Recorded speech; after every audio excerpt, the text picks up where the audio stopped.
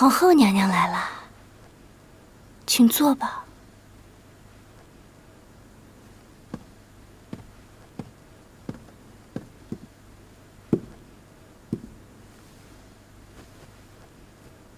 这柄凤锦琵琶，还是从前皇上赏的，我最喜欢。记得与皇上初相识，便是曲有误，周郎顾。这多年过去了，终究是弹了一曲错曲。好好的，怎么对庆嫔做了那样的事儿？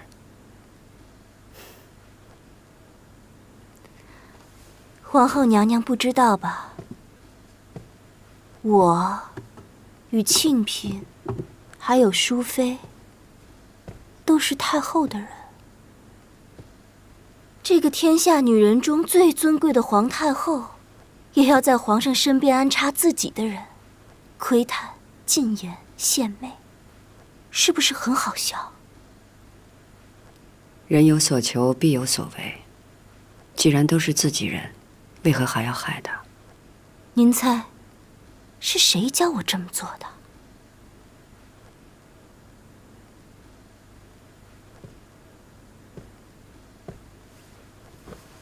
能让太后吃了亏，却不敢言，只能怨自己是选错了人在皇上身边。这样的计谋，您说咱们的皇上厉不厉害啊？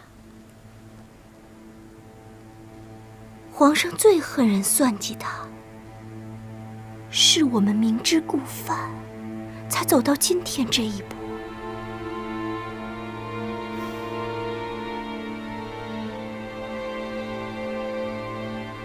这是我这一辈子唯一惦念的，唯一对不住的，就是我那苦命的孩儿。纵使我为他报了仇，可是我这个做额娘的，连他的面都没见到，连他长什么样子都不知道。你刚才说为孩子报了仇，是怎么回事？不是只有你见过莫心，他求不到你，便求了我。我才知道我孩儿死的真相，知道了我的仇人是谁，该怎么报仇。你如何认定害死你孩子的一定是孝贤皇后？不是孝贤皇后还会是谁？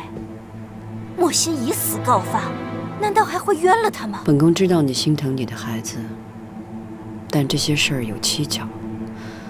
当年孝贤皇后正位中宫，嫡子也已经长成，你和宜嫔的孩子如何威胁到他？你说是你害死了孝贤皇后和七阿哥，是你一人所为，本宫却也不信。江雨冰已经查到是有人在你的米饭里下了毒，且不是寻常的毒物。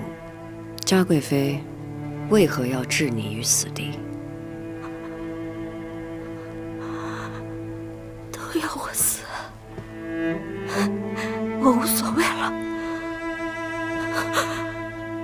反正我认定孝贤皇后不是无辜的。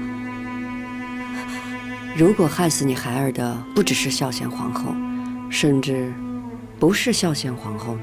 若有人看着像是帮你，但实际上是利用你另有所图，利用完之后又要杀你灭口呢？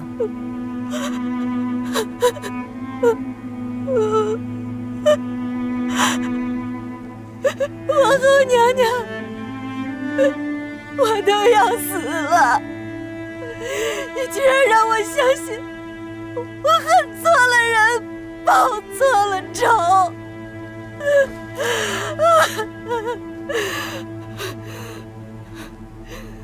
皇后娘娘，你能明白吗？我活着的每一天，都在思念我的孩儿，我的苦命的孩儿。只是我到了地下，怎么与他相见呢？我多怕见不到他，我更怕认不得他。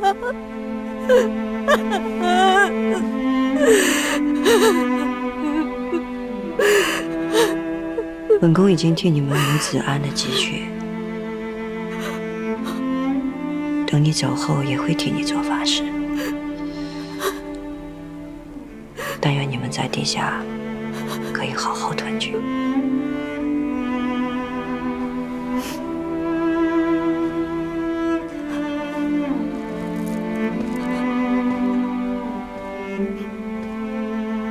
谢皇后娘娘为我们母子做的这些。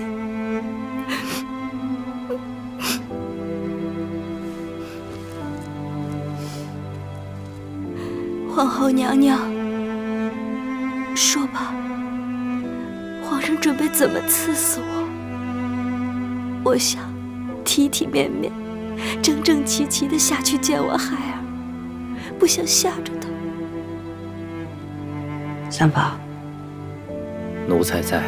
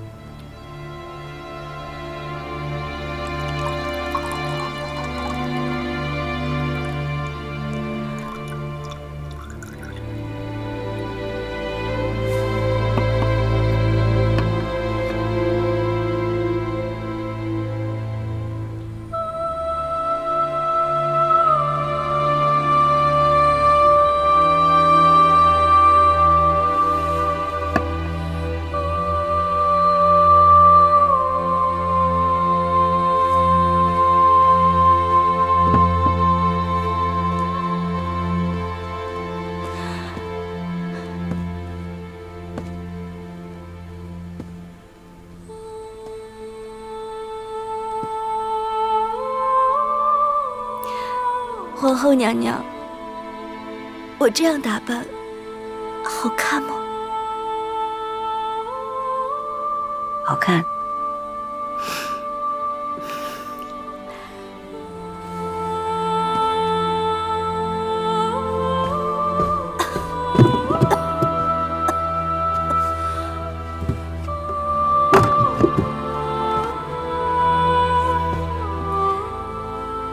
我的孩子，额娘来了。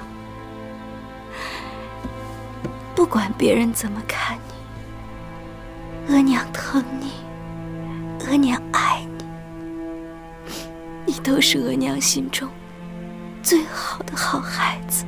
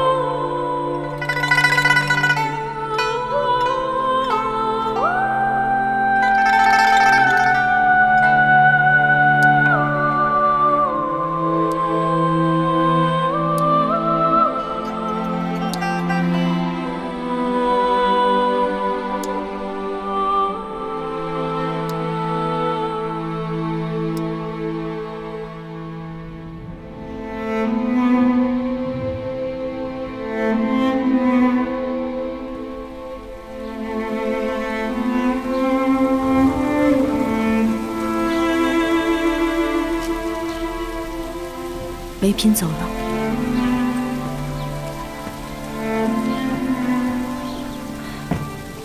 她总算能和自己的孩子团聚了。也是可怜，一心想为自己的孩子报仇，可这仇报得不清不白，究竟是谁害了他的孩子，他都未必知道。姐姐还是怀疑是金玉妍做的。金玉妍给梅嫔下毒这事儿，不得不让人琢磨。只是金玉妍心机深沉，就算把姜太医查到的证据告诉皇上，她也一定有话可以反驳蝶兰。金玉妍是玉氏贵女，不到万不得已，皇上是不会严惩的。可是，咱们得查一查，她究竟是不是梅嫔背后的那双手。还有许多事儿，到底是不是她做的？就算眼下我们不能严惩她，也总会有办法的。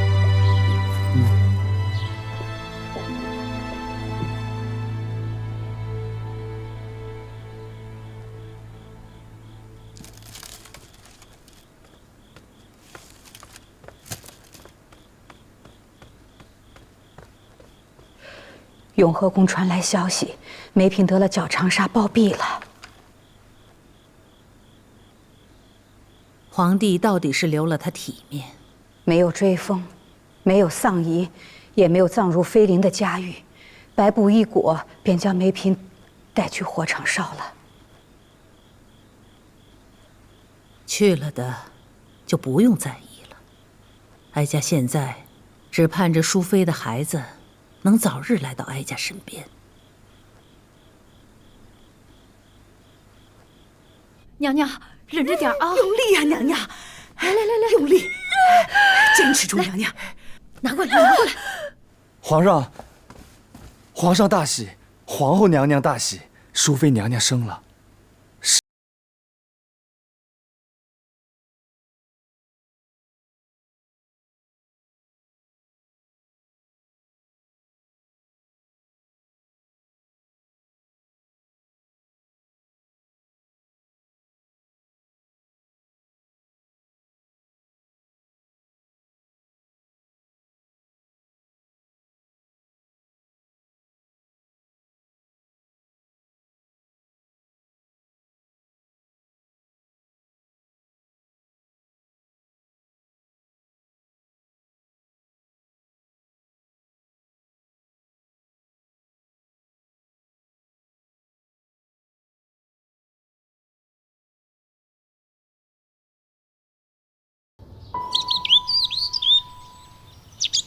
太后，您瞧瞧，12个天庭饱满，这小嘴儿多红润呢。淑妃姐姐漂亮，12个也俊俏，一看就是有福气的样子。长得是俊，淑妃啊，你这一胎真是吃苦了，幸好母子平安，哀家真是替你高兴。承太后吉言，孩子没事就好。哀家瞧你产后身子虚，得好好补补。福家，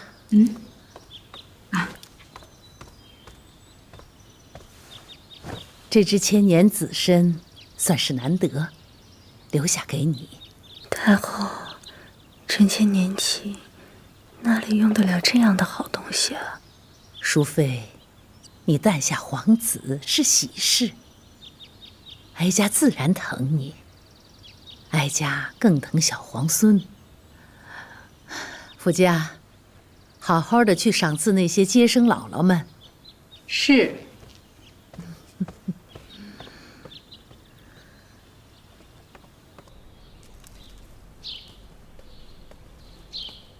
哪位是接生的田姥姥？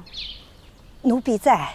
昨儿夜里淑妃娘娘生产遇上险情，多亏了田姥姥经验老道，才使得淑妃娘娘免下包衣。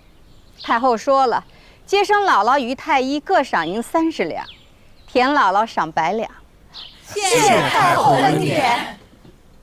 唉，这淑妃真是天生丽质，虽说有孕脸上有斑，可生了孩子一敷粉，也看不出什么来。事情又不能浓妆敷粉，也不怕皇上瞧见了厌烦嘛。淑妃失宠是早晚的了。珠儿，田姥姥来了。奴婢给令妃娘娘请安。坐下说话吧。谢令妃娘娘。珠儿，给您准备的冰豆香如饮好了，用些吧。给田姥姥也喝些吧。如今天热了，得喝些解暑啊、消闷的东西。田姥姥，喝吧，别拘束。多谢令主。事儿办得怎么样啊？回令主，若办不妥，怎敢来见令主？怎敢拿您的银子啊？信中找你啊，知道你缺银子，也知道你急着求医问药，可本宫更知道，银子是小事儿，你缺的是续命的本事。你在乡间还有一女，一直寄养在别家，连你死去的夫君都不知道吧？奴婢早先确实是嫁过人，生了个女儿。奴婢命苦，奴婢前头的夫君家里都身染怪病，虽然看着生得健壮，可是都活不过30。哎呦，真是可怜。这方子是本宫托了包太医你的，太医院的医术你是相信的吧？信，奴婢女儿的命就全靠令妃娘娘您怜悯了。既然本宫和晋忠知道你的难处，一定会为你排忧解难。自然了，本宫的烦恼也都归你解。这个您放心，奴婢这会儿的事儿办的是神不知鬼不觉。是吗？是。这女人生孩子啊，就像在鬼门关里逛了一遭，很难察觉自己宫体受损了。可淑妃还是有福气啊，这10阿哥到底还是平平安安的生下来了。叔主有孕时啊，她的肾气就弱。这倘若生的是个公主还好，可是她要是生的是个阿哥，那可就难养大了。真的吗？千真万确，奴婢接生过那么多孩子，这个还是知道的。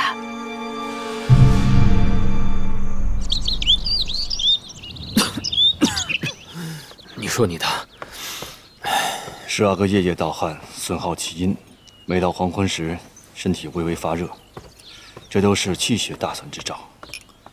如今十阿哥已经满月，这症状更是明显了。朕见过十阿哥，长得不错，怎会如此呢？这是胎里带来的症候。淑妃娘娘有肾气衰弱之症，孕中更是虚耗，所以连累十阿哥也。小小的孩子真是可怜呐。秦天剑说，朕与十阿哥父子相克，难道真是朕防着他了吗？皇上啊，天象之言不可尽信。十阿哥是有病症，但是太医们细心医治，便会好起来的。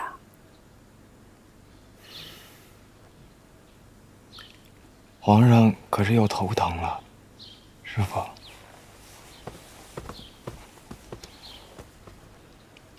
皇上近些日子常觉疲惫，却又难以入眠，实在是奇怪。从前不见您如此啊。皇上是政务繁忙，忧心国事，累着了。是。江宇彬，在。你务必给皇上好好调养，保龙体安康。是，微臣这就给皇上诊脉。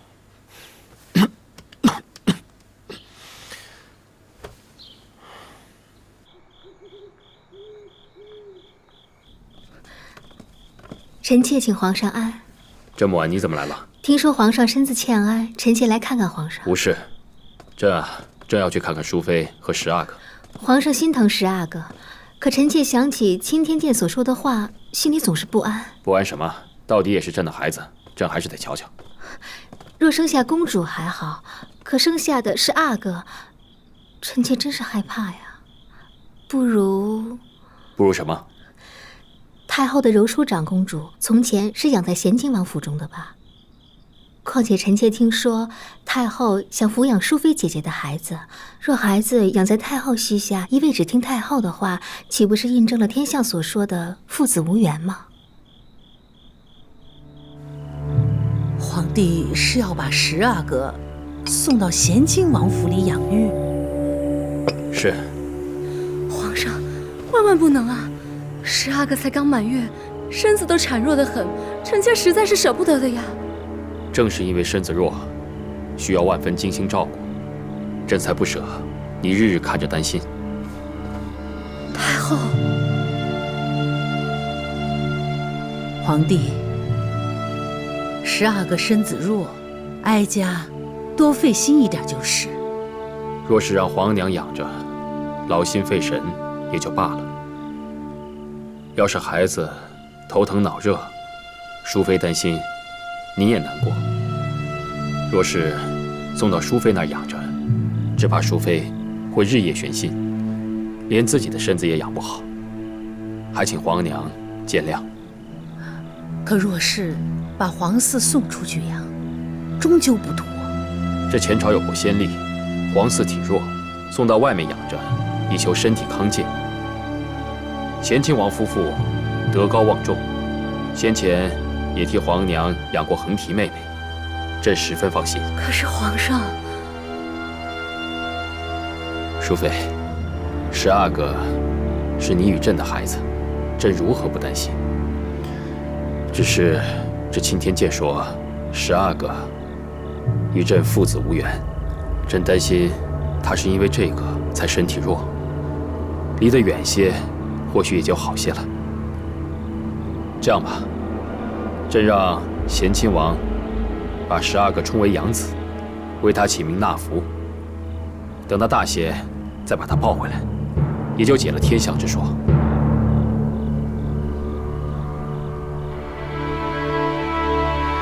皇帝既然如此为十阿哥打算，那就送出去吧。是。皇帝怎么了？您怎么了？无事，儿子一时站得快了，眼前发晕，歇歇就好了。淑妃，赶紧扶皇帝回去歇息。是，臣妾告退。儿子先告退。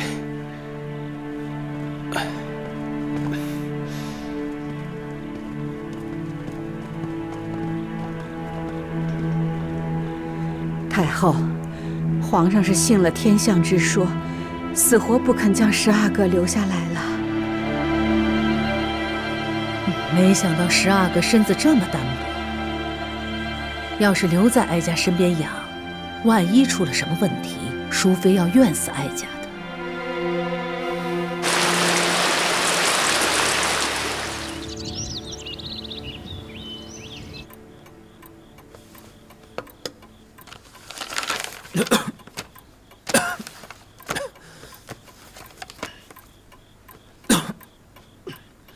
皇上，入秋了干燥，淑妃娘娘特意熬了雪梨汤送过来。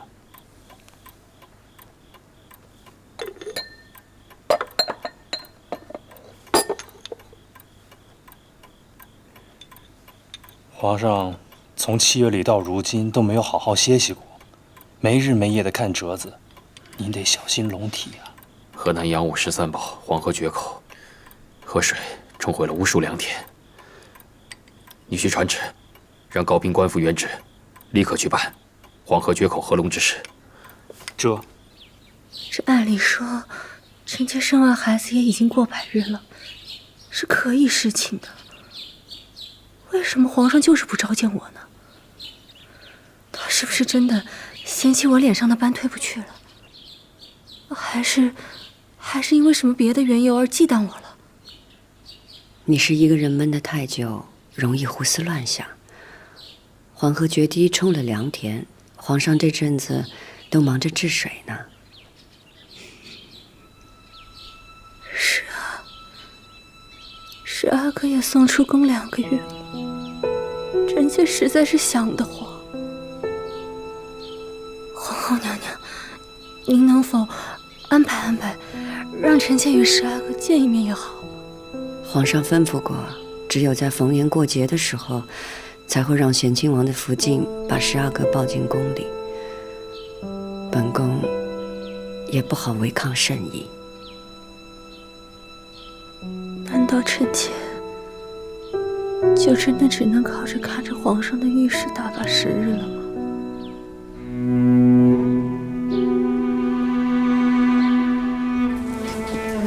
淑妃娘娘对皇上一片痴心，皇上为何一直没再招幸？皇上知道十阿哥肾气虚弱是从母体中带来的，可淑妃肾气虚弱，也就是因为那些错胎药。皇上心里愧疚，再加上青天剑所言，也就不减了吧。这真是作孽！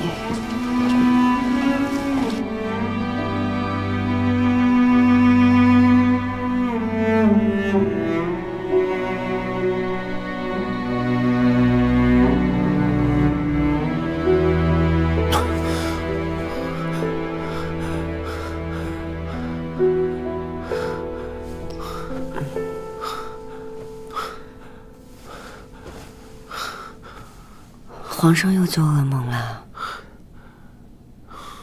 朕梦见皇阿玛了。朕梦见皇阿玛在岸上，好好的劈折子，忽然之间就过身了。朕想扶她都扶不起来。贤弟是走得匆忙，皇上难受了。没事，就是胸闷的厉害。如意啊，你说有一天，朕会不会也……皇上，您是太累了。河宫的事儿从7月开始到现在，您都没有睡过一个好觉。朕从前再怎么忙，也从未像现在这么虚乏过。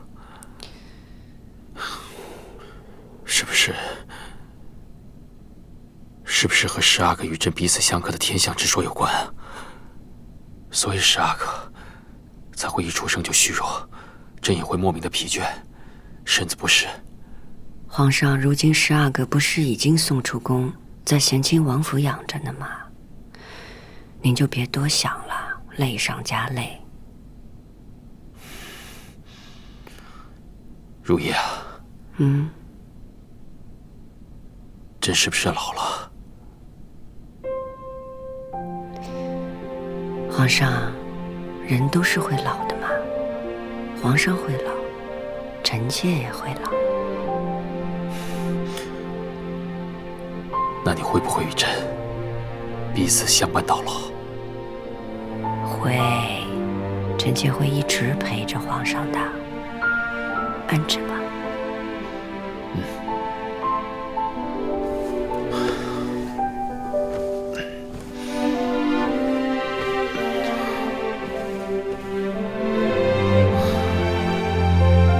别多想了。皇上的起居你最熟悉。皇上近日龙体如何？皇上每日照例有太医请脉，一切无碍。而且皇上每日必打一套五行拳，疏散筋骨。饮食呢？每日晨起1碗银耳羹，午睡后照例是枸杞黑豆茶，晚膳后必含参片养神，睡前喝燕窝凝神安眠。有时候会喝一点酒，但皇上并不太饮，喝的大多是御膳房和太医院一起调制的松林太平春酒。哦，对了，近日皇上喜用鹿肉，其余也没什么了。鹿肉是补阳气的。是，皇上这几日体虚乏力，特意让御膳房备上鹿肉。娘娘，咱们该回宫了，主们要来请安了。那你就好好伺候着吧。奴才恭送皇后娘娘。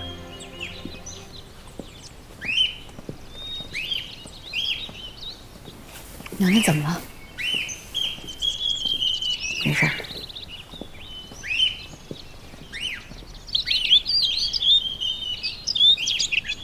臣妾请皇后娘娘万安。起来吧。谢皇后娘娘。再过几天就是初一了，咱们要去安华殿祝祷，到时候切莫误了吉时。谨遵皇后娘娘吩咐。坐吧。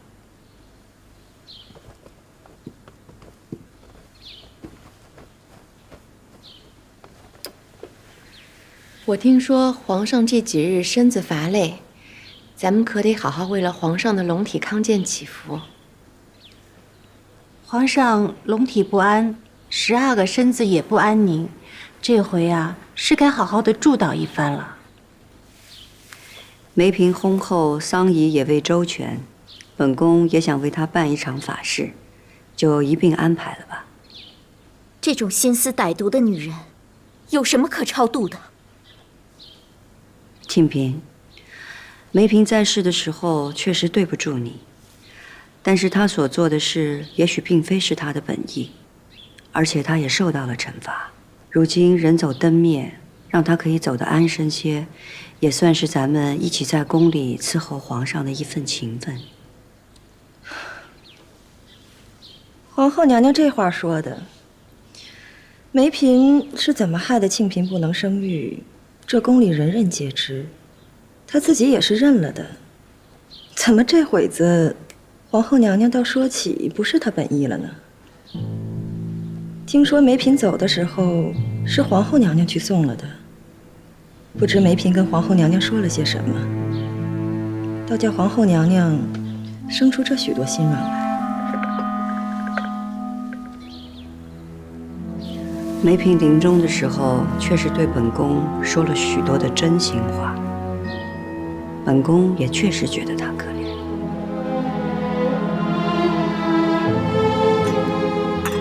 这狠毒之人，哪来什么真心，又哪来什么真话？梅嫔对着本宫认了是她害了庆嫔，这是真心话。梅嫔也跟本宫说，是她因为丧子之痛而失了心性。这是真心话。梅嫔还说，宫里的孩子可怜，从她的孩子到仪嫔的孩子，到孝贤皇后的七阿哥，不知道是着了谁的手，死得冤枉。这更是真心话。梅嫔和仪嫔的孩子是着了人的手，但七阿哥天生体弱，不是因染痘而薨的吗？就是。七阿哥是因他的乳母春娘生了痘，才染了痘疫早夭的，这也是满宫里都知道的，又有哪里冤枉？本宫也在想，宫里是传痘疫，但是长春宫算是平静，七阿哥天生体弱，伺候他的人一向谨慎，乳母更是并未出过长春宫，为何偏是他得了痘疫呢？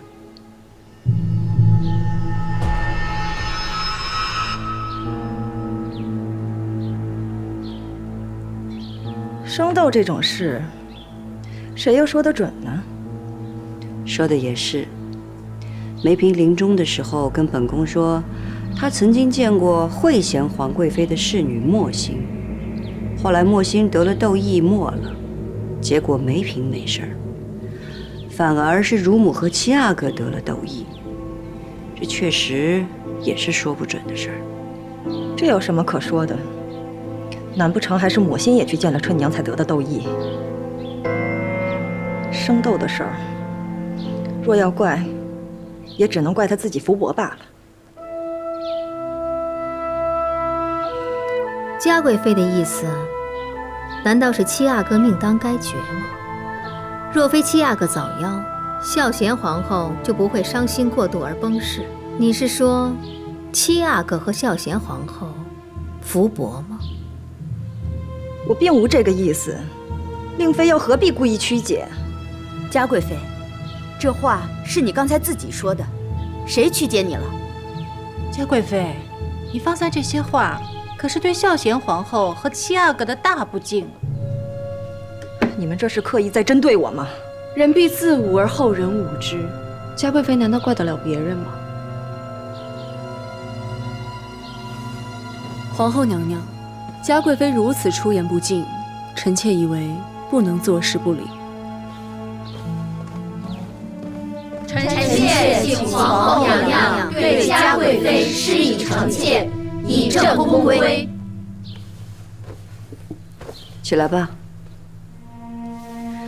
嘉贵妃，你言语不当，对孝贤皇后和七阿哥不敬，引得6宫侧目。那本宫就罚你替孝贤皇后和七阿哥画制100条经幡，送去圣水玉皇陵忏悔。在此之前，不得出启相宫。皇后娘娘故意刁难臣妾，臣妾要跟皇上去陈情。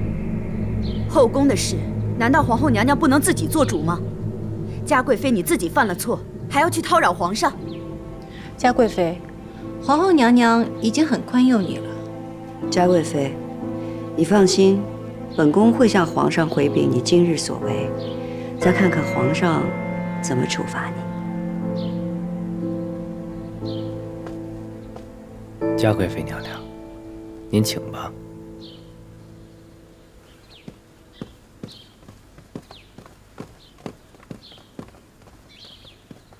嘉贵妃如此嚣张，早该好好责罚了。你们都各自回宫吧。臣妾告退。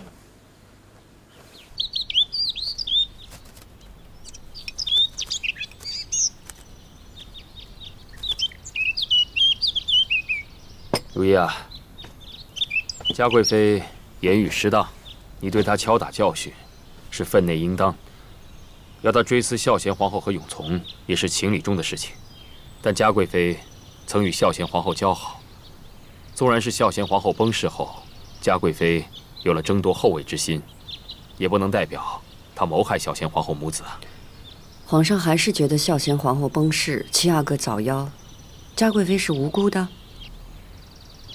依你所言，梅嫔临死前的言语，其实她只认了是自己做的，并未拉扯上嘉贵妃。况且你也是隔了些时日才告诉朕的，怕是心里也有一处吧？即便如此，永皇临死的时候提到嘉贵妃，梅嫔的鹦鹉也是嘉贵妃毒死的，臣妾不得不疑心。如意啊，只有疑心没有实据，朕也不能动她。皇上是为了御事，你不能这么对朕说话。臣妾就知道皇上会这么对臣妾说。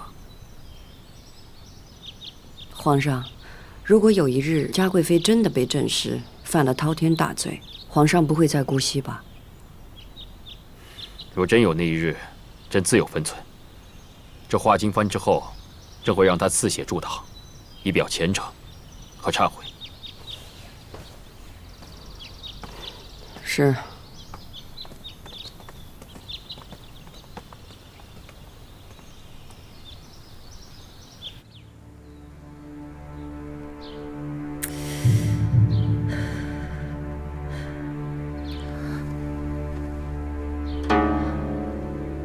主儿，您暂且忍忍。既然皇后娘娘叫咱们追思孝贤皇后，咱们就追思呗。您可别气坏了自个儿的身子。追死他，活着都被本宫算计得团团转的人，死了更是没用。走着瞧吧，皇后。